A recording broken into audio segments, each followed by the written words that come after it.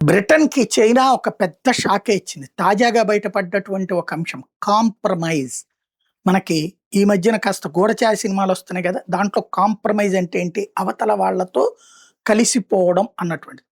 బ్రిటన్‌కి సంబంధించిన 10 down treat అక్కడ ప్రధానమంత్రి కార్యాలయం ఇదివరకు రిషి సునక్ గూడా అక్కడే ఉన్నాడు గదా! దాంతో చైనా టెక్నాలజీ కాంప్రమైజ్ అవ్వడం గాదు. చైనా వాడు పక్కా స్కెచ్ చేసుకొని దాదాపు 10, 12 సంవత్సరాల నుంచి బ్రిటన్‌లో జరుగుతున్న కార్యకలాపాలు. ఎందుకంటే బ్రిటన్‌కి చాలా కీ పాయింట్ ఉంటది. అమెరికన్, యూరోప్ దేశాలతో నిరంతర కమ్యూనికేషన్ ఉంటది.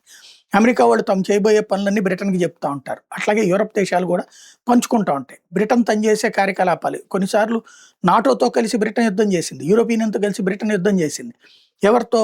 అమెరికా వ్యతిరేక శక్తులతో. అప్పుడు జరిగేటటువంటి సమాచారాల్ని ఎప్పటికప్పుడు రష్యాకి తెలుస్తున్నాయంటే అమెరికా శత్రువులకి తెలుస్తున్నాయి.